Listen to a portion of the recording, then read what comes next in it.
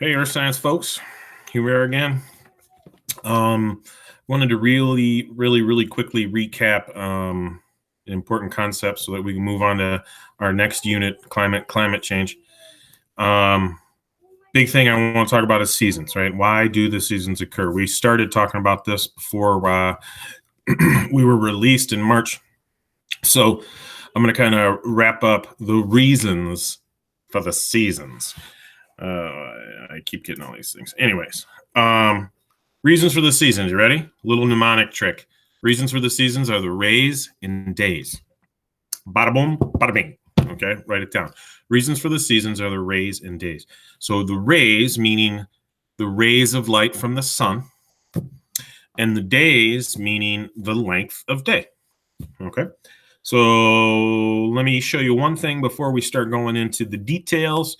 Earth's orbit, right? We orbit around the sun. We orbit on a flat circle, almost a perfect circle, plane, right? And we orbit around the sun. Now, the thing that I want you to understand as you're watching this is that Earth's tilt throughout its orbit, the tilt of the Earth never changes. It's always tilted in the same direction. And it kind of an interesting fact, the North Pole points directly towards our pole star, Polaris, also known as the North Star. So that's why throughout the entire year, the North Star is the North Star, because the North Pole is always pointing towards it. Okay, so I wanted you to see that so that we can move on to this beautiful little thing here. All right.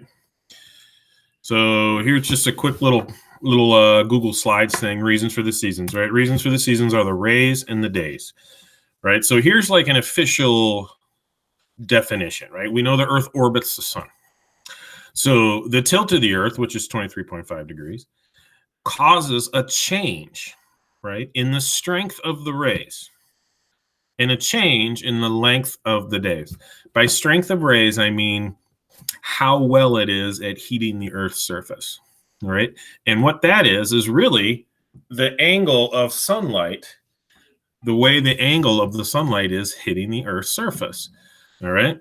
So if you look at this, here's Earth in 4 different positions around the sun. Again, Earth's tilt doesn't change, always tilted in the same direction. But what does change is Earth's position. Earth is moving around the sun. So as Earth moves around the sun, the light from the sun hits different parts of Earth's surface at different angles. For example, here, if you look at this picture, here's the summer solstice. This is what happens in summer. The northern hemisphere, right, Earth's axis, is tilted more directly towards the sun, right? As a result, we have stronger rays, meaning the light from the sun is hitting the Earth more directly. We also have longer days, right? And you can see both of those in this image right here, all right? But I'm actually going to show you a little bit more of this on a piece of paper because it's easier for me to kind of work with here. So I've perfectly recreated those images, as you can see here, and I put Earth in 2 different positions. This is the summer on the right. And this is winter on the left. And then I got the great state of Michigan, home of the Spartans, by the way, right there, right? Roughly halfway between the equator and the North Pole, right? We're 45 degrees north, halfway. So anyways, the sun is not to scale, all right? The sun is so big and it's so far away that all of the photons of light that leave the sun and hit the Earth's surface, they're all traveling parallel to each other when they hit Earth's surface, okay? That part doesn't really matter. I just want you to understand that the sun is really big and really far away.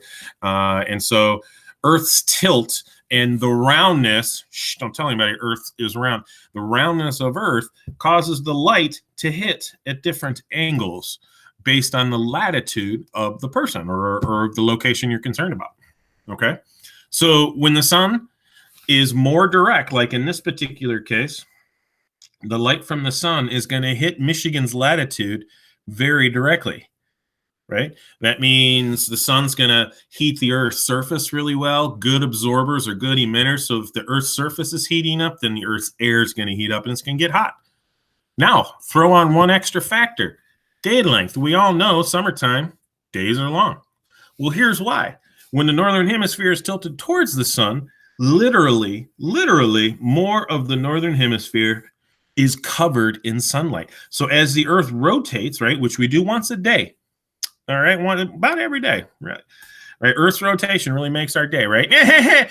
Anyways, that rotation, Earth is, or Michigan specifically, is literally in the daytime portion a lot longer than we are in the nighttime portion, right? As a matter of fact, we have about 16 hours, not quite, but pretty close. 16 hours of day in the summer and 8 hours of night. 6 months later, we all know the opposite occurs, right? First of all, the light from the sun is now hitting the Earth at an extremely low angle, right? Which means it's not very strong, right? This is not a good time to get a suntan, all right? And you don't really need to wear any UV block on a day like this, typically speaking, because the sunlight is pretty weak. It's hitting at a very shallow angle. Plus, we have very, very long nights. We have 16 hours of night and only 8 hours of day. If the sun heats the Earth and the Earth heats the air, right, it's going to do a much better job in the summertime because it has two things working for it. It has really long days, right? That's more time to heat up the Earth. Plus, the light that's hitting the Earth in the northern hemisphere is hitting at a more direct angle, which is going to heat it up and transfer more energy. All right. Take a look at this really fast. The last thing I kind of want to show you here is, never mind, I didn't put it on there, but I just wanted you to see that the angle of sunlight comes in at different angles because of the tilt of the Earth and the roundness of the Earth. Different seasons. Ladies and gentlemen, reasons for the seasons are the rays and days.